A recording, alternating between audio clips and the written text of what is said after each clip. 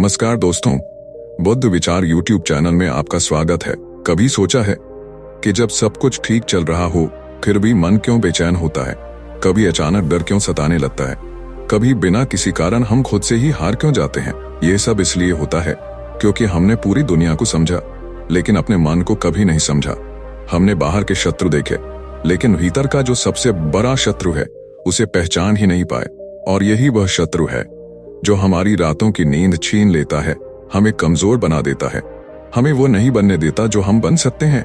लेकिन एक बार अगर ये समझ लिया जाए कि मन हमारा दुश्मन नहीं बल्कि सबसे बड़ा दोस्त बन सकता है, तो फिर जीवन में कुछ भी असंभव नहीं रहेगा। क्योंकि याद रखो, जिसने मन को जीत लिया उसने सारा जीवन जीत लिया।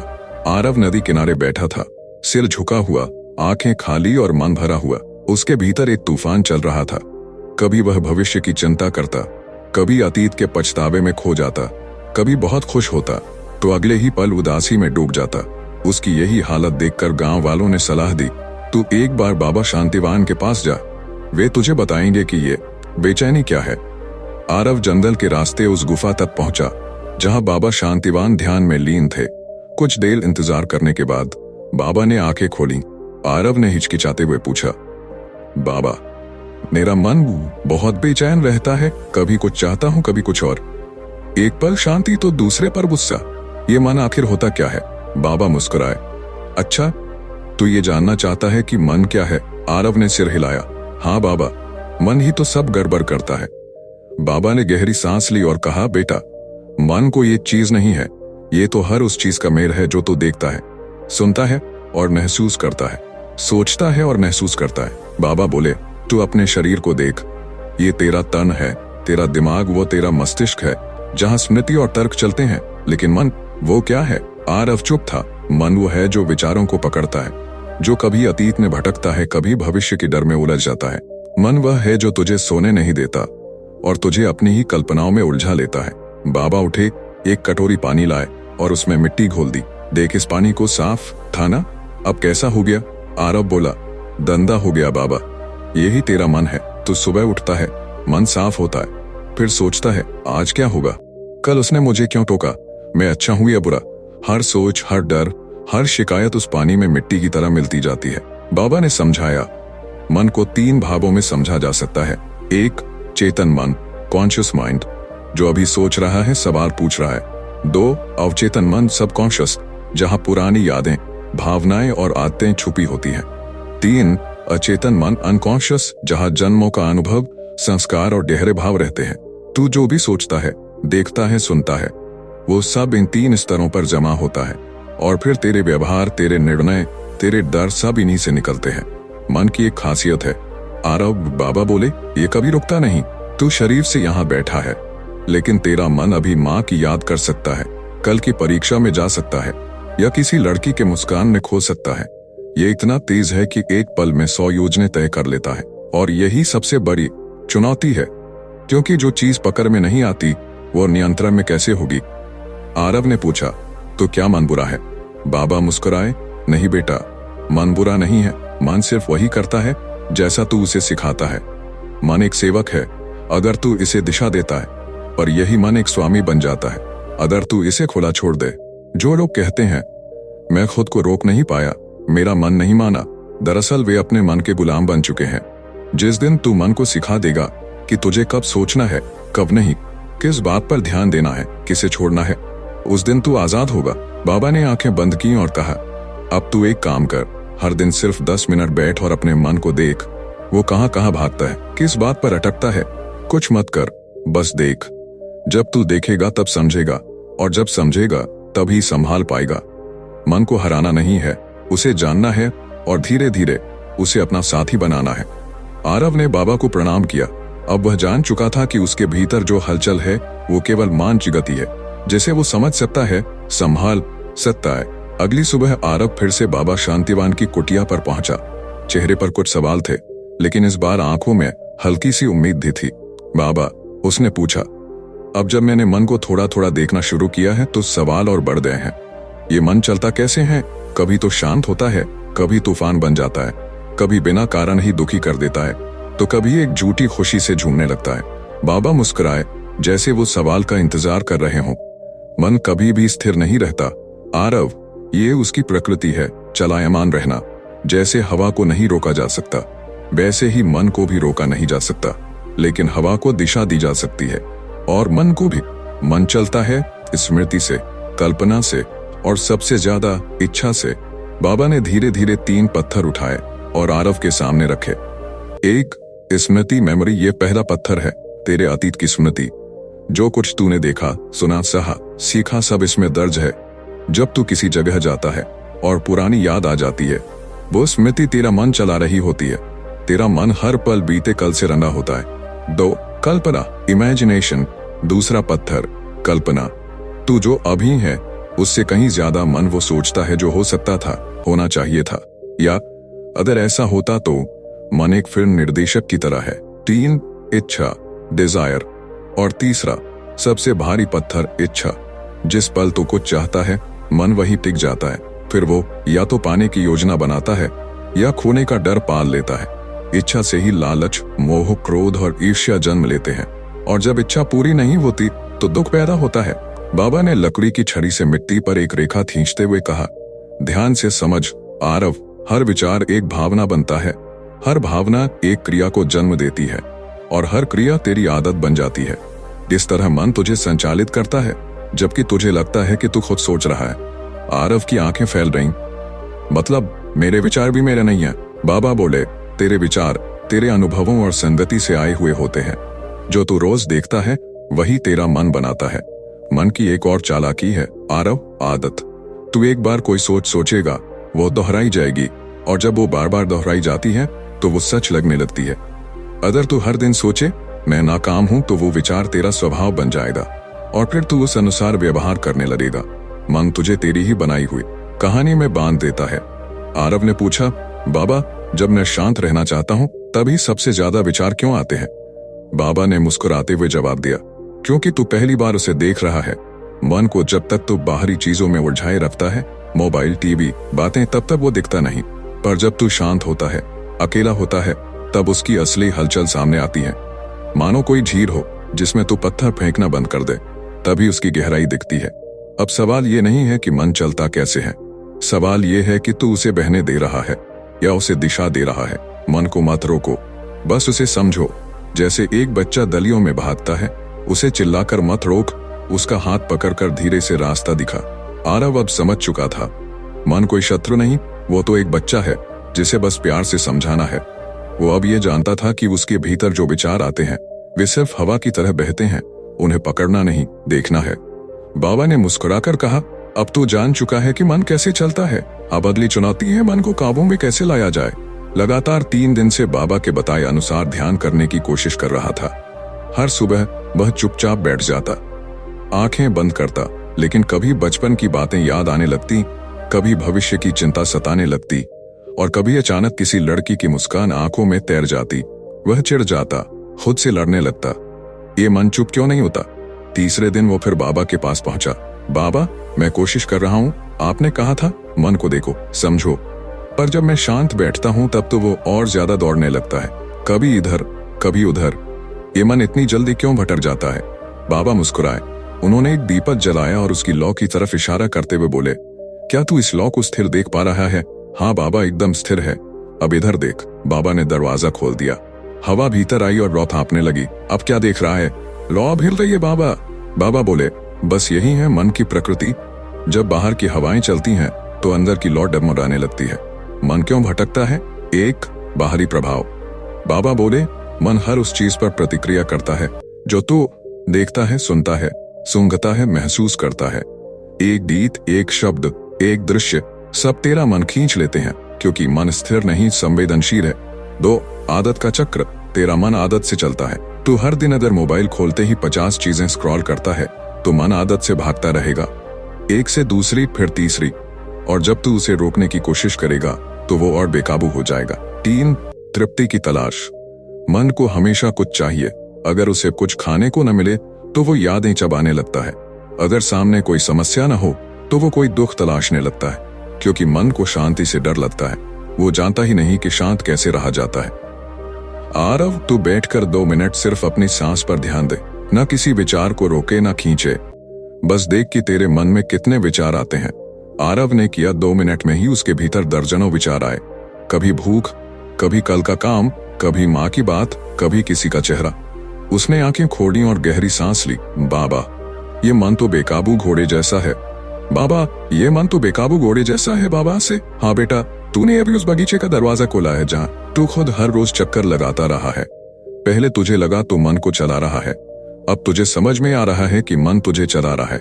बाबा, कुछ बातें तो मन से जाती ही नहीं। एक चोट, एक ताना, एक अपमान, वो दिन रात पीछा करता है। क्यों? बाबा गंभीर हो गए। क्योंकि मन को दुख याद रखना आसान लगता है। दुख में भावनाएं गहरी होती हैं और मन भावनाओं से ही जीता है। तेरे भीतर अगर 10 अच्छी बातें हैं और एक बुरी बात है तो मन उसी एक पर टिक जाएगा, क्योंकि वही सबसे तेज भाव जलाता है।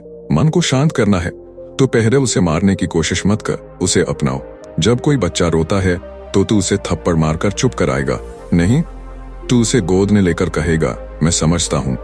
बस यही तेरा अभ्यास होना चाहिए। मन भागेगा, तू उसे गोद में बैठा। वो बोलेगा, मुझे डर है, मुझे दर्द है। तू कह, ठीक है, मैं हूं ना तेरे साथ। इस बार आरव ने बैठकर ध्यान किया। मन फिर भागा, लेकिन इस बार उसने भागते हुए मन को देखा। उसे रोकने की कोशिश नहीं की, बस देखा। जैसे कोई बादल आसमान में तैरते हैं, ठहरते नहीं, टिकते नहीं, बस आते और चले जाते हैं।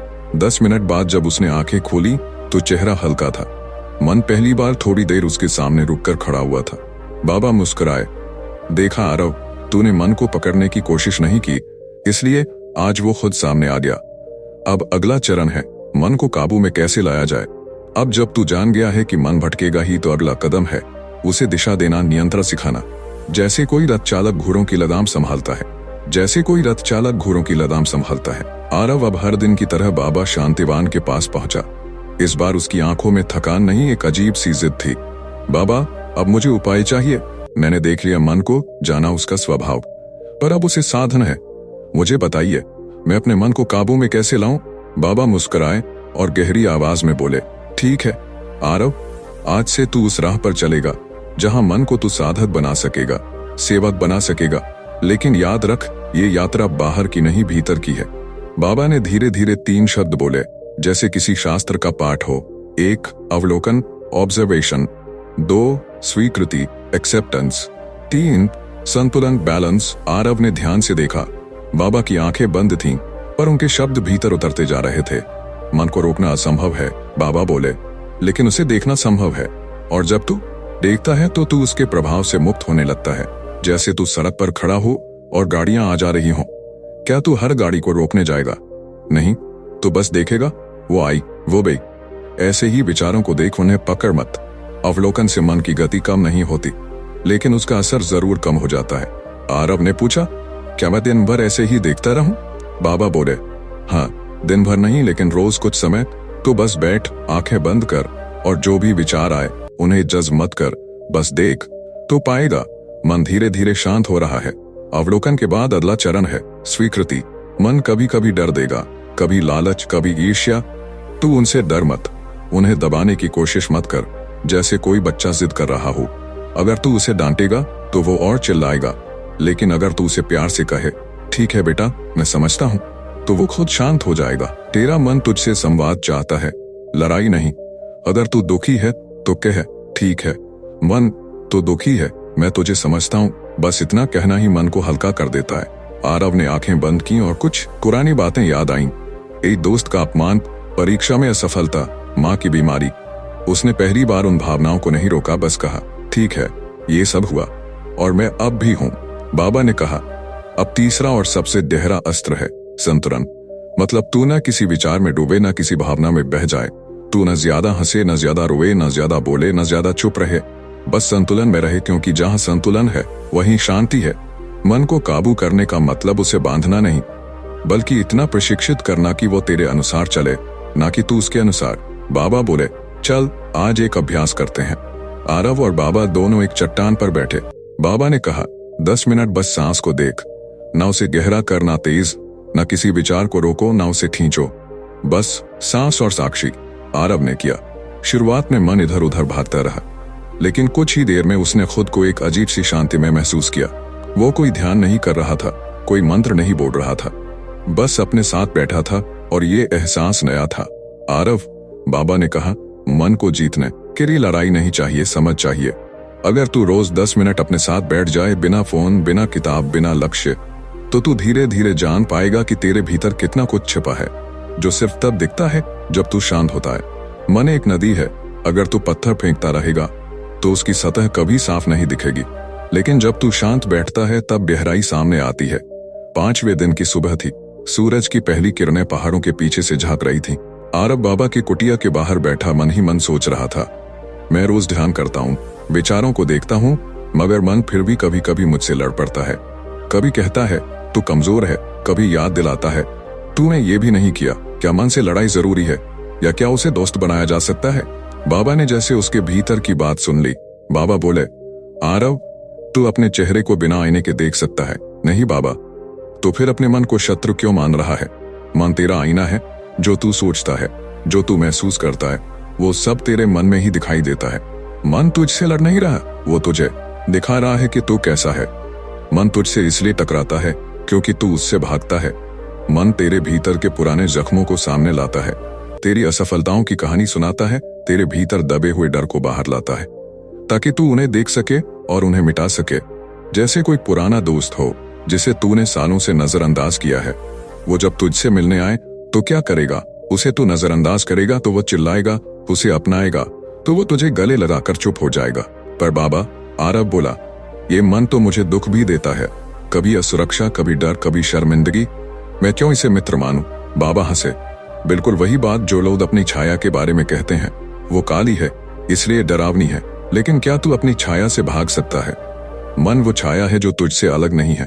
तू जितना भागेगा उतना ही वो पीछा करेगा, लेकिन अगर तू रुककर उसकी ओर मुस्कुरा दे तो वो तेरे साथ चलने लगेगा, पीछे नहीं बदल में। मन एक जंगली हाथी की तरह है, बाबा ने कहा।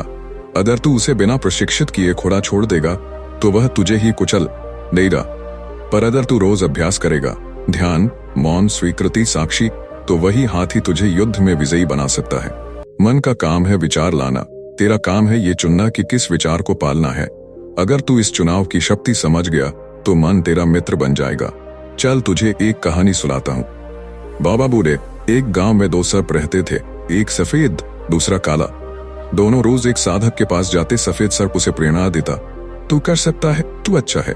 काला सर्प उसे डराता, तू कुछ नहीं कर सकता, सब तुझे छोड़ देंगे। साधक पहले काले सर्प से लड़ता था, उसे मारने की कोशिश करता था, पर वो और ताकतवर होता जाता। फिर किसी दिन उसे समझ आया, जो सर्प मैं ज्यादा खिलाऊंगा वही मजबूत होगा। तब से उसने सफेद सर्प को प्यार देना शुरू किया और काले को बस नजरअंदाज किया। धीरे धीरे काला सर्प कमजोर पड़ गया और सफेद सर्प ही उसका रक्षक बन गया। बाबा बोले, तेरे मन के भीतर भी 2 आवाजें हैं, तू किसे खिलाएगा वो ही तेरा मन बन जाएगा। आरव अब समझ चुका था, उसे मन से लड़ना नहीं बल्कि उसे समझकर उसे दिशा देकर चलना है। अब जब भी मन में कोई डर आता वो खुद से कहता, मैं सुन रहा हूं तो ठीक कह रहा है, लेकिन अब मैं अपने अपने तरीके से चुनूंगा। इस एक वाक्य ने उसकी दुनिया बदल दी। अब मन उसका विरोधी नहीं, उसकी चेतना का साथी बन चुका था। इस बार बाबा शांतिवान की गुफा के बाहर आरव पहले से बैठा था। उसके चेहरे पर गंभीरता थी, लेकिन साथ में स्थिरता भी। उसकी आंखों में अब सवाल नहीं बल्कि अनुभव की चमक थी। बाबा बाहर आए और मुस्कुराकर बोले, तो अब तेरा मन तेरे अनुसार चलने लगा? आरव ने सिर हिलाया। हाँ बाबा, पहली बार ऐसा लग रहा है कि मैं वही सोच रहा हूँ जो मुझे सोचना चाहिए। वो बातें जो बिना कारण आती थीं अब धीमी हो गई हैं। गुस्सा आता है लेकिन मैं उसे देख पाता हूँ, डर आता है लेकिन मैं उसमें खोता नहीं। पहली बार लग रहा है मैं अपने ही मन का स्वामी बनता जा रहा हूँ। बाबा मुस्कुराए। बिल्कुल यही है पहला संकेत कि मन अब तेरे पीछे नहीं तेरे साथ चल रहा है। जैसे एक घोड़ा अब तेरे इशारे पर दौड़ने को तैयार है, पर अभी सावधान रहना। क्यों बाबा? क्योंकि मन बहुत चालाक है, वो कई बार मित्र बनकर फिर से स्वामी बन जाता है, इसलिए अभ्यास कभी मत छोड़ना। बाबा बोले, जब मन तेरे अनुसार चलता है तब तू हर परिस्थिति में स्थिर रहता है। फिर चाहे कोई तुझे अपमानित करे तो क्रोधित नहीं होगा, क्योंकि तू जानता है कि क्रोध भीतर से उठता है। चाहे कोई तुझे धोखा दे तो टूटा हुआ महसूस नहीं करेगा, क्योंकि तू जानता है कि तेरी शक्ति दूसरों के व्यवहार पर निर्भर नहीं है। ऐसे व्यक्ति को ही मन का विजेता कहते हैं, जो हर बाहरी तूफान के बीच भी भीतर शांत रहता है। अब बाबा ने आरव को गांव लौटने को कहा। जो सीखा है उसे अब असल दुनिया में जी कर दिखा। ध्यान गुफा में आसान होता है, पर जीवन के शोरगुल में जब तू ध्यान में रहेगा तभी पता चलेगा कि मन सच में तेरा है या नहीं। आरव गांव लौटा। वही लोग थे जो पहले उसकी असफलताओं का मजाक उड़ाते थे। वही वो परीक्षाएं थीं जिनसे वह डरता था। वही परिवार की परेशानियां, रिश्तों की उलझनें। लेकिन इस बार आरव अलग था। जब कोई उसे नीचा दिखाने की कोशिश करता वह मुस्कुरा देता। जब कोई आलोचना करता वह खुद से कहता, यह उनके मन की बात है, मेरे मन की नहीं। आरव अब 3 स्तरों पर जागरूक हो गया था। 1. विचारों पर ध्यान। कौन सा विचार मुझे लाभ देगा, कौन सा हानि। 2. भावनाओं पर नियंत्रण। क्या मुझे इस भावना के अनुसार प्रतिक्रिया देनी है। 3. क्रिया पर चुनाव। क्या मैं अपनी क्रिया का मालिक हूं या किसी भाव का गुलाम। यह जागरूकता ही आरव की सबसे बड़ी शक्ति बन गई थी। अब वह गुस्से में भी मुस्कुराता था, डर में भी शांत रहता था। डर में भी वह अपनी ऊर्जा को संभाले रखता था। गांव में लोग हैरान थे, ये वही आरव है जो छोटी बात पर रो देता था। ये वही है जो परीक्षा में फेल होकर हफ्तों भर से नहीं निकलता था। अब वही आरव दूसरों को दिलासा देता था। वह सबकी बातों को ध्यान से सुनता, बिना गुस्से, बिना निर्णय के। लोग पूछते, तू बदल गया है, क्या कोई चमत्कार हुआ। वह हंसकर कहता, नहीं, कोई चमत्कार नहीं, बस अब मैंने अपने मन को सुना, उसे समझा और अब वो मेरा साथी बन गया है। कुछ महीनों बाद आरव फिर गुफा में पहुंचा। बाबा मुस्कुराए, तो अब तू तैयार है। किस बात के लिए बाबा। अब तू दूसरों को सिखा सकता है। अब तू उन लोगों को मार्ग दिखा सकता है जिनके मन अभी भी उन्हें ले डूब रहे हैं। आरव ने झुककर प्रणाम किया। मन पर जीत ही असली आजादी है। अगर इस कहानी ने आपके मन को छुआ हो तो इस वीडियो को लाइक करें, चैनल को सब्सक्राइब करें और कमेंट में बताएं आपको सबसे ज्यादा कौन सी सीख ने अंदर तक हिला दिया।